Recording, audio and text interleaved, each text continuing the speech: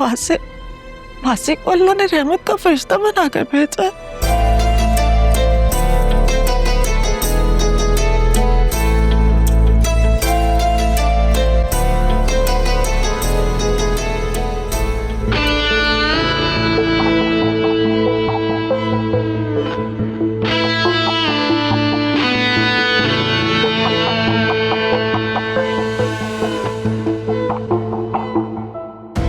जिसको बेटों की तरह समझा उसे हमारा एहसास तक नहीं है, और एक वासे है अपना खून तक देने को तैयार है।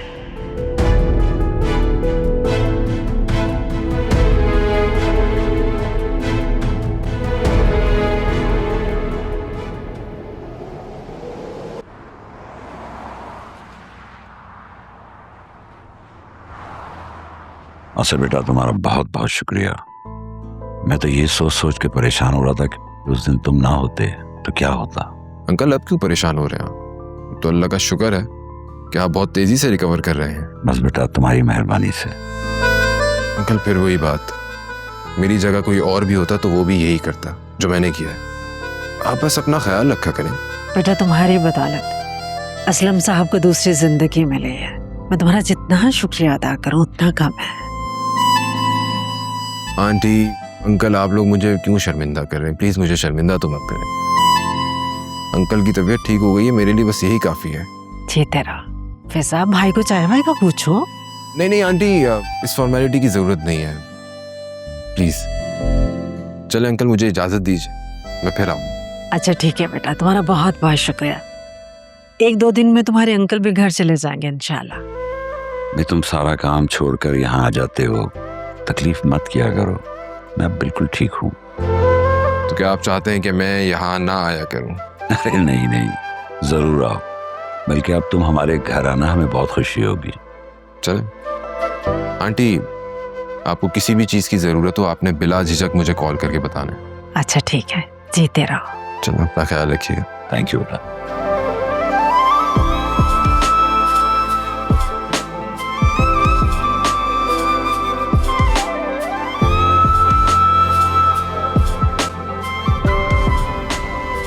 तो क्या ख्याल है, दिल जीत लो सुसर जी का?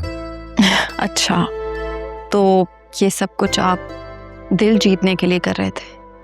मैं तो ऐਵੇਂ खुश हो रही थी कि आप एक अच्छे इंसान हैं। मजाक कर रहा हूँ मैं, तुम तो हर बात दिल पे ही ले लेती हो। मैं जानती हूँ आप मजाक कर रहे हैं, लेकिन सच में उस दिन तो मेरी जान ही निकल गई थी। तो शुक्र है कि स्पीड डायल पर आपका नंबर था और इत्तेफाक से आप ऑफिस के करीब भी थे, वरना बाबा की हालत देखकर तो परेशानी से मैं मर ही जाती। आलिया, खबरदार जो आइंदा तुमने ऐसे मरने मराने की बातें की तो। अभी तो हमने बहुत सारी खुशियां देखनी है, अभी तो हमारी जिंदगी स्टार्ट भी नहीं हुई। अच्छा बात तो छोड़ दें, अम्मा ने देख लिया ना तो सही की क्लास लग जाएगी। पर हाँ ठीक है, मैं आइंदा ऐसी कोई बात नहीं करूंगी। वैसे आपने घर में कोई बात की? पागल हो गई हो क्या तुम? मम्मी को भिनक भी पड़ गई ना कि हम दोनों एक दूसरे को पहले से जानते हैं, बहुत प्रॉब्लम हो जाएगी ऐसे। आजकल के दौर में कोई माँ इतनी कंजर्वेटिव कैसे हो सकती है? मम्मी थोड़ी सी ओवर प्रोटेक्टिव है, स्पेशली फरिया वाले वाक़े के बाद। तो चलो आओ ना कुछ खाते हैं ना चल के कैंटीन में, लेट्स गो। पिछले 3-4 दिनों से हम हॉस्पिटल में हैं। वासे बेचारा सुबह शाम चक्कर लगाता है, बहुत ही सुलझा हुआ ताबेदार बच्चा है। सच पूछो तो इस वाक़े के बाद उसके बारे में मेरी राय 100% तब्दील हो गई। हो सकता है ये हादसा हुआ ही इसीलिए हो कि हमारी वासी के लिए राय बदल जाए। मैं ना कहता था तुम्हें, हमारी आलिया गलत इंतखाब कर ही नहीं सकती। इस बारे में फिर अब क्या ख्याल है आपका? हाँ, मेरे ख्याल में 1-8 हफ्ते बाद उन्हें कॉल करके हाँ कर ही दे।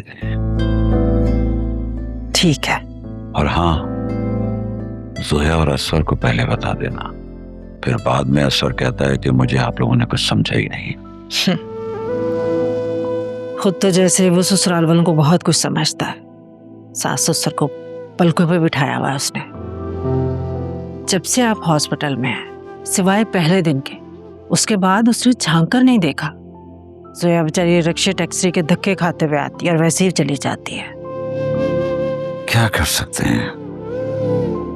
वैसे एक बात है असलम साहब, वासे की आंखों में मैंने जो मोहब्बत और कदर आलिया के लिए देखी है, पिछले 10 साल से अजफर की आंखों में मैंने जोया के लिए कभी नहीं देखी। बस हम तो दुआ ही कर सकते हैं, अल्लाह उसको हिदायत दे और हमारी बच्ची के नसीब अच्छे करे। आमीन सुम्मा आमीन। बस मैं ठीक हो जाऊं 1 आध हफ्ते में तो आलिया की शादी बड़ी धूमधाम से करेंगे इंशाअल्लाह।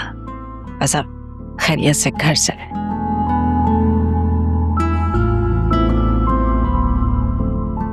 अच्छा सुनो, ज्यादा टाइम नहीं लगाएंगे हम यहाँ, बस थोड़ी देर यहाँ से तुमसे मिलते और फिर चलते। ओके। ठीक है, इसीलिए तो आई हूँ तुम्हारे साथ निकल कर। चलती आओ।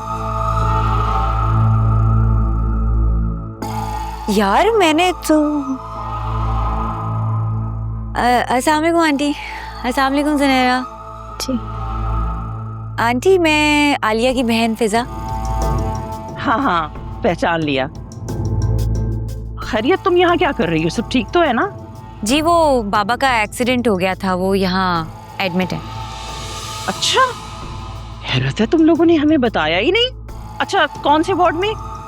जी वो रूम नंबर 203 में है। बस मैं चलती हूँ फिर, अम्मा इंतजार कर रही होंगी। हाँ ठीक है, मैं जरा डॉक्टर के पास से हुआ हूँ तो मैं तुम्हारी तरफ आती हूँ कमरे में। जी जरूर आइए। ठीक है ठीक है, ओके।